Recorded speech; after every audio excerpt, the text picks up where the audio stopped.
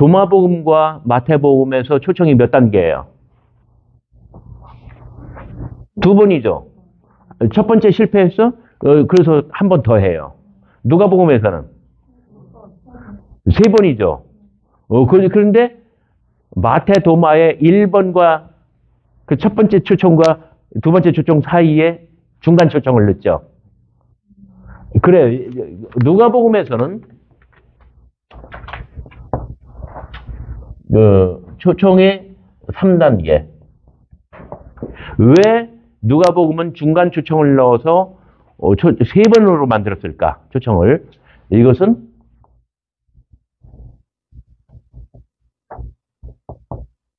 (3단계) 구원사. 하나님의 구원의 역사는 3단계로 이루어진다는 거예요. 이게 누가복음의 굉장히 중요한 포인트입니다.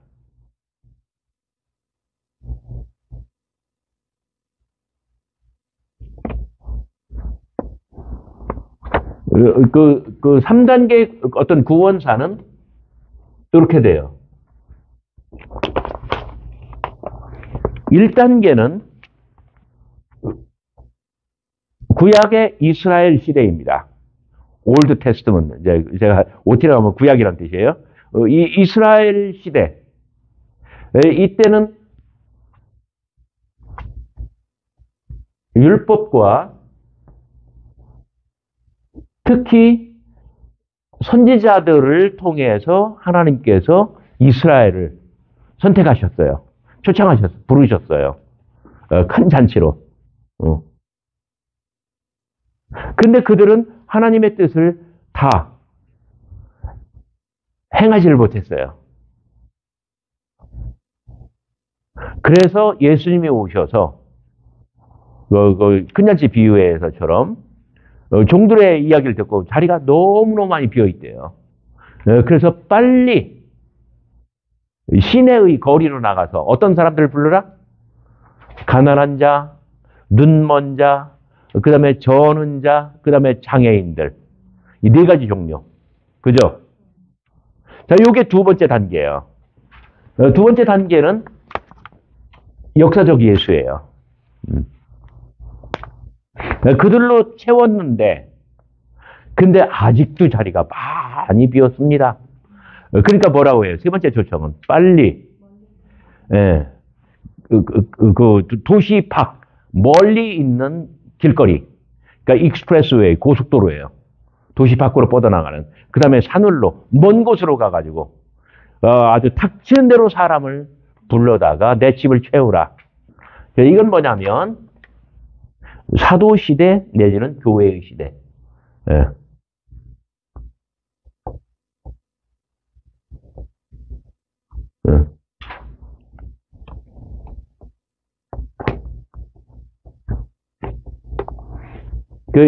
여기가 공생애라고 한다면,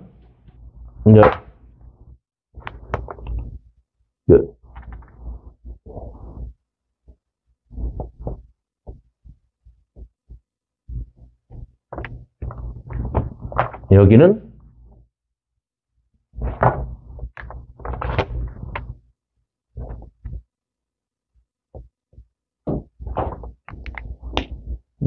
여기는 사도들이 활동합니다. 이게 구원, 누가가 생각하는 이 구원의 역사, 구원사의 3단계예요. 가장 흥미로운 것은 여러분 누가복음 4장 13절을 펼쳐보시기 바랍니다. 누가복음 4장 3절, 4장 13절. 먼저 찾는 사람이 한번 큰 소리로 읽어볼래요? 네, 4장 13절.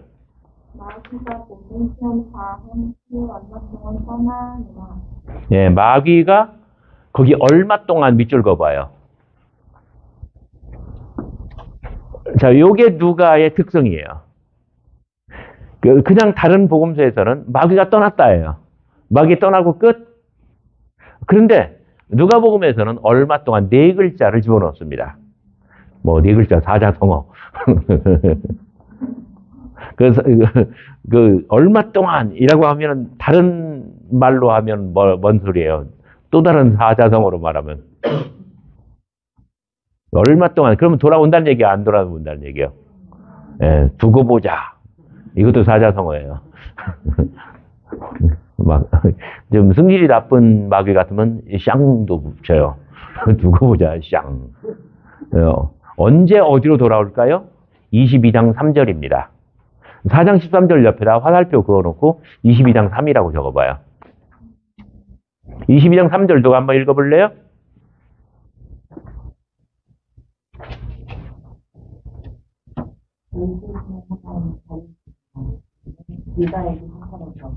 예, 마귀가 돌아옵니다. 그리고 나서 누구에게로 들어가요? 유다에게로 들어갑니다. 자, 그 다음 이야기가 뭐예요? 최후의 만찬이죠. 그죠? 그러니까 마가복음 같으면 너희 중 하나 곧 나와 함께 먹는 자가 나를 팔리라. 저 말이에요. 저는 아니잖아요. 12 중 하나 곧 나와 함께 그릇에 손을 넣는 자니라. 마가복음 같으면 그렇게 구성한 부분이에요. 누가복음에서 최후의 만찬 직전에 마귀는 돌아옵니다. 돌아와서 가룟 유다에게 들어가고 가룟 유다가 이제 욕심을 품고 예수님을 배반해서 팔아넘기는 그런 구도예요. 자, 여기 그래서 예수님의 공생애가 시작될 때 마귀는 떠났어요. 그리고 공생애가 마감될 때 돌아와요. 그래서 두고 보자 하고 얼마 동안 떠난 거예요. 그렇게 됐을 때 바로 어떤 효과가 옵니까? 예수님의 공생의 기간은 어떤 기간이 돼요? Satan free. 사탄이 없는. 사탄 두 가지 같대? 사탄이 없는 기간. 가장 거룩한 기간, 가장 성결한 시간. 그래서 가장 거룩하다. 그 성소가 거룩한 장소죠. 지성소는 뭐예요? 가장 거룩한 곳이죠. 자, 공간적으로 성소와 지성소. 자, 시간적으로 예수님의 공생의 사역. 이 두 번째 하나님의 구원사 가운데 두 번째 기간, 한 중간 기간, 핵심 기간, 완전 센터. 이 기간이야말로 시간의 지성소가 됩니다.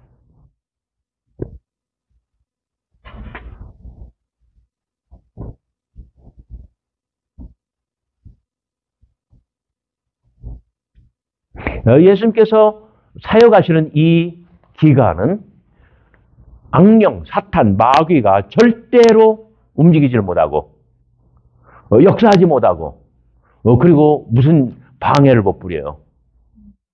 오직 예수님께서는 정말 순도 높은 아주 완전한 그 성결한 시간, 가장 거룩한 시간 속에서 하나님의 성령으로 말씀을 증거하시고 그리고 기적을 베푸시고 그리고 하나님 나라의 완전한 실현을 사람들에게 이루어줍니다.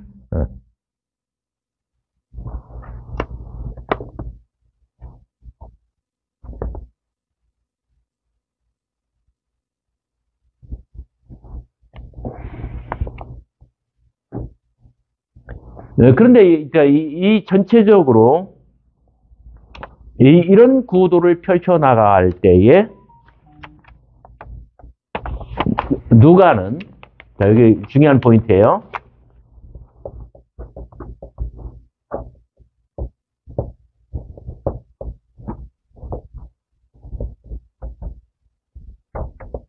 신명기 사관과 예언자 또는 선지자라고도 하죠. 예언자 기독론을 펼칩니다.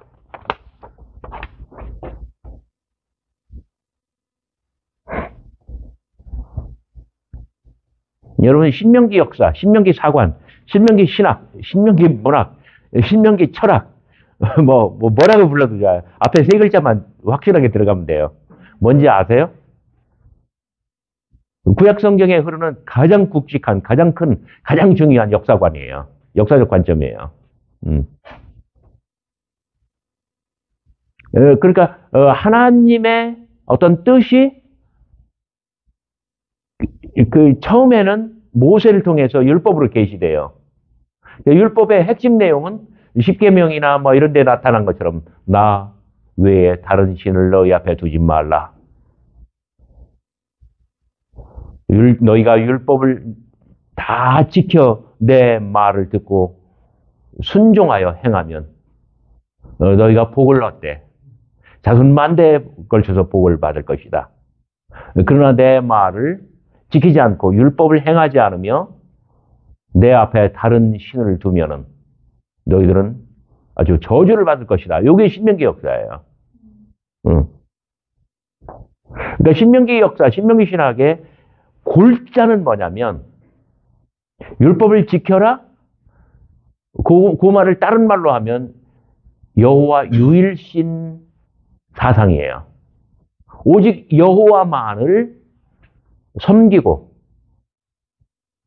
그분의 뜻을 따라 율법을 지켜 행하라는 거예요.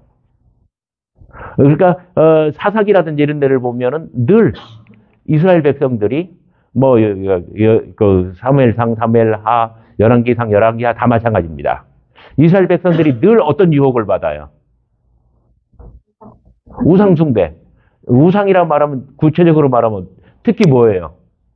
바알신, 아세라 목상, 이런 것들이에요. 그죠? 그 유목민이 그 농경민으로 정착해 나가는 과정에서 여호와 신앙은 유목민 신앙이에요. 유목문화에서의 종교는 늘 하늘 중심, 태양 중심, 불변의 신이야. 그런데 농경문화에서 종교는 반대로 가요. 땅 중심이고 달 중심, 그 다음에 변화예요. 달이 늘 같아요, 달라요? 새끼 달로 떴다가 살이 차올라, 성장해. 그래 반달이 됐다가 살이 더 올라오면 이제 보름달이 되죠. 보름달이 되면 끝나는 게 아니야. 또 그 살이 이제 여여가. 그러다 반달로, 초승달로, 그 다음에 금음달로 사라져. 영영 죽었는가 했더니 어떻게 돼요? 또 태어나. 그래서 이게 이 어떤 그 순환하는 거예요. 여기에 인간 존재의 어떤 이 인간 실존을 여기서 발견하는 거예요. 곡식도 마찬가지예요. 추수를 했어요? 거의 대부분이 어떤 그 식량이 돼요? 곡식으로서 어떤 그 주식이 돼요? 근데 일부는 남아서 종자가 되죠. 그 종자가 또 새로운 곡식을 생산하고, 그래서 이 땅 위로 올라갔다가 땅 밑으로 내려갔다가 이게 이렇게 반복하죠. 그죠? 이게 농경문화예요. 그래서 농경문화는 땅 중심이고 달 중심이에요. 농사를 하늘에 짓나 땅에다 짓는 거지? 그죠? 그래서 농사 지으려면 그 달력, 그 양력이 편해요? 음력이 편해요? 음력. 제가 미국에서 목회할 때 저희 교회 신자들은 대부분 이 충청도에서 온 사람들이었는데 지금부터 한 50년 전에 건너간 사람들이에요. 5, 60년 전에. 지금도 뒷뜰에다가 상추니, 고추니, 호박이 다 심는데 반드시 음력이 나와 있는 한국에서 배달된 달력을 거실에다 걸어놓고, 언제가 초복이고, 언제가 하지고, 언제가 동지고, 이걸 다 계산해서 농사를 짓는 거예요. 근데 태양은 변해요, 안 변해요? 안 변해, 불변하죠. 이게 바로 뭐냐면 유목민이에요. 그러니까 원래 아브라함 때부터 히브리인들은 유목민이었어요. 그래서 야훼 하나님, 여호와 하나님, 불변의 하나님, 영원 전부터 영원 후까지 동일하신 하나님. 유목민의 종교는 하늘 중심, 태양 중심이에요. 그러나 이스라엘 사람들이 가나안 땅에 정착하면서 농사를 지으면서 정착민으로 바뀌면서 늘 농경 문화의 어떤 이방인들, 그들의 어떤 종교, 그들의 문화, 그들의 어떤 신, 그 유혹을 받는 거예요. 그래서 이 땅이 복을 받아서 어떤 기름져야 하고, 그러니까 그 다산 종교. 그러니까 이게 그 어떤 인간의 육체로 말하면은 결국 그 남성으로부터 이 정액이 여성의 몸으로 들어가야 아기가 나오는 거잖아요. 그죠? 그러니까 아세라 목상이 뭐냐면 기둥 막아놓는 거예요. 이게 뭐냐면 남자의 성기예요. 이걸 해야 하늘에서 비가 많이 오고, 그래서 땅이 기름지고, 그러니까 이 유혹을 받는 거예요. 신명기 역사는 바로 이런 전체적인 이런 문맥에서 나왔습니다. 그러나 신명기 역사는 실패한 역사를 다룹니다. 왜냐하면 일찍이 야훼 하나님께서 모세를 통해서 말씀하시기를 나 여호와만 섬기고 내 말을 지켜 행하며 내 앞에 다른 우상을 두지 아니하면 내가 자손 만대 너를 축복하리라 했는데 결과는 바벨론한테 망한 거잖아요. 그죠? 그러니까 그 모든 원인은 어디에 있었다고 보는 거예요? 여호와 유일신 사상을 지켜내지 못하고 결국 이방 문화, 이방 종교, 이방 신, 우상들을 받아들였기 때문에 이 결과가 온 거다. 이것을 말하는 거예요. 그런데 신명기 역사는 이 모든 우상 숭배, 이방 문화를 무비판적으로 받아들이고 이걸 한 것이 왕실에서 적극적으로 나섰다고 하는 거예요. 그 대표가 누구냐면 솔로몬이에요. 솔로몬에 대해서는 여러분들 좋은 점만 기억하시죠. 그는 어렸을 때부터 기도했다. 여호와를 섬기기에 성실했다. 그래서 뭐 솔로몬의 재판 그걸 할 만큼 지혜를 얻었다. 이런 것들은 솔로몬에 관한 좋은 이야기예요. 그러나 솔로몬에 대한 나쁜 기억은 뭐냐면 그의 외교 정책이에요. 외교 정책, 어떤 주변 나라들과의 어떤 외교 관계를 형성하고, 히람 사람의 어떤 초청해가지고 배를 건조하는 어떤 테크놀로지, 배를 건조하는 이 기술을 배워요. 테크놀로지, 신기술을. 그래가지고 배를 건조하고 외국과 무역, 문물을 교환하고, 저기 어디야, 시바 여왕이 솔로몬의 지혜를 배우러 오고, 바벨론, 누구야, 이집트 파라오의 딸을, 공주를 자기의 아내로 받아들이고, 대단히 적극적으로 이 국제 관계를 형성해 가요. 그리고 교역을 해요. 나라는 부국강병해요. 그래서 성전을 짓고 왕궁을 짓고 어마어마한 이 토목 건축 사업을 벌이고, 그런 가운데 세금은 늘어가고 부역은 견딜 수 없어지고, 그 솔로몬이야말로 사울도 마찬가지였지만 이방 문화, 이방신을 받아들이는데 가장 적극적인 사람이었어요. 그래서 솔로몬 이후에 솔로몬으로 나라는 두둥강 나버리고, 르호보암이 역모를 일으키는데 훨씬 더 많이 차지하죠. 북왕국 이스라엘. 북왕국, 남왕국, 북왕국, 남왕국, 계속 신명기 역사는 두 나라를, 분열 왕국을 다루면서 모든 임금들이 결국 그 율법을 배반하고 내 앞에 다른 신을 두지 말라 하였으나 이 임금들이 그 이방 문화를 받아들이고 다른 신들을 다 수용했다는 거예요. 그리고 이 히스기야와 요시야는 예외인데 요시야는 그러한 것들 다 바로잡는 종교개혁을 일으켰어요. 그래서 열왕기 하 마지막 편에 요시야를 평가할 때 이 세상에 요시야와 같은 임금은 전에도 없었고 후에도 없었고, 요시야야말로 조사야 요시야야말로 이스라엘 역사 가운데 또는 하나님의 구원사 가운데 가장 위대한 임금이었다라고 평가를 하는 겁니다. 제가 찾아서 드리면 열왕기 하 23장 25절입니다. 요시야와 같이 마음을 다하며 뜻을 다하며 힘을 다하여 모세의 모든 율법을 따라 여호와께로 돌이킨 왕은 요시야 전에도 없었고 후에도 그와 같은 자가 없었더라. 그래서 이 신명기 역사에서는 가장 위대한 성군은 다윗도 아니고 솔로몬도 아니고 요시야가 됩니다. 결국 그 신명기 역사에 있어서 하나님의 뜻은 처음에는 모세를 통해서 그 다음에는 계승자 여호수아를 통해서, 그 다음에는 사무엘과 사사들을 통해서 인류에게, 이스라엘에게 전달되었습니다. 그런데 이 사무엘 때에, 사사들의 마지막 사사 사무엘 때에 백성들이 와서 왕의 제도를 우리에게 달라고 간청하죠. 사무엘이 반대하죠. 그러나 백성들은 막 간구합니다. 근데 하나님께서 사무엘에게 말씀하십니다. 쟤들 말 들어줘라. 쟤들이 망하는 길로 간다. 나중에 깨닫게 될 것이다. 자, 왕의 제도는 왕실을 통해서 이방 문화가 들어온 바로 그걸로 보는 거예요. 신명기 역사가. 그래서 이 사무엘을 끝으로 이 어떤 뭐랄까요? 이 정교 분리가 일어나요. 정치와 종교가. 그 전까지는 모세가 종교 지도자이면서 정치 지도자죠. 여호수아도 그렇죠. 그 다음에 모든 사사들도 그렇죠. 그런데 사무엘이 이후로부터는 사울. 그때부터 신명기 역사는 왕이 아니라 선지자를 통해서 하나님의 뜻이 계시됩니다.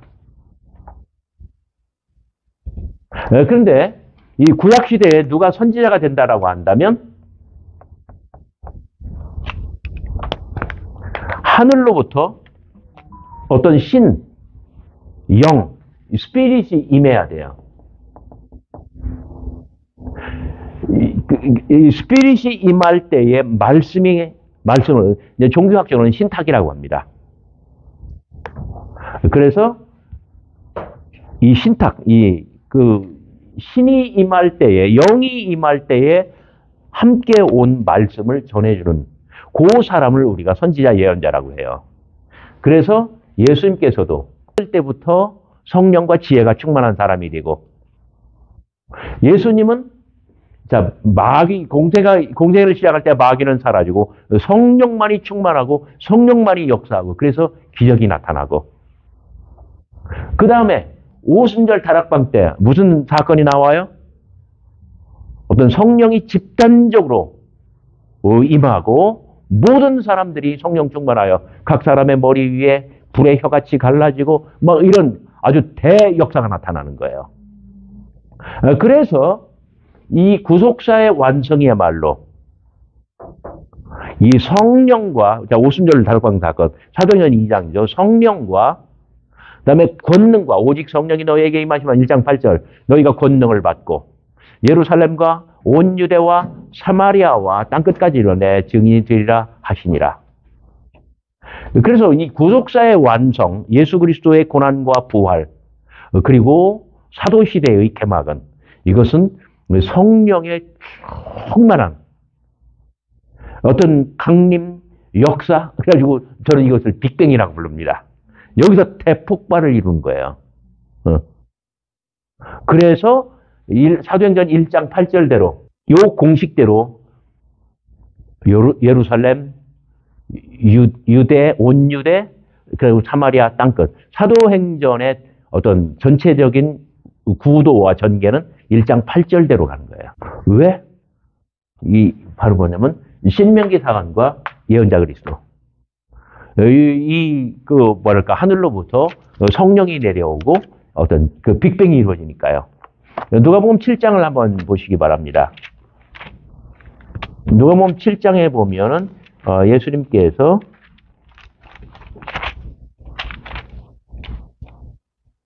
과부의 아들을 일으키십니다. 살리십니다. 11절 이하. 그때 16절 주변에 있었던 사람들이 뭐라고 합니까? 하나님께 큰 영광을 돌리며 우리에게 누가 일어났다? 큰 선지자가 일어났다. 예수는 아주 위대한 예언자, 큰 선지자로 일컬어집니다. 그래서 구약시대에도 이 신명기 역사를 따라서 이 선지자들이 늘 율법으로 돌아가라, 야훼 하나님께 돌아가라 외쳤던 것처럼 예수님께서도 큰 선지자로서 성령이 충만한, 성령만 역사하는 그런 구원의 역사를 일으키시고, 그리고 교회 시대에 사도들도 예수님을 닮아서, 구약의 예언자들을 닮아서 이런 역할을 하게 됩니다. 제가 훨씬 더 많이 여러분들에게 좀 말씀드리고 싶었지만 그냥 1, 2분만 더 말씀드리자면은 누가복음과 사도행전은 이 선교적인 관심이 많습니다. 선교적인 관심. 그래서 여행의 모티프가 극단적으로 중요해집니다. 예를 들어서 누가복음 9장 같은 데를 보시면 그 9장 31절 장차 예수께서 예루살렘에서 별세하실 것을 말할세. 그래서 51절 예수께서 승천하실 기약이 차감해 예루살렘을 향하여 올라가시기로 굳게 결심하시고 예수께서 예루살렘을 향하여 가시기 때문에 그러니까 예루살렘 중심성 예루살렘은 바로 여기에 해당하는 거예요.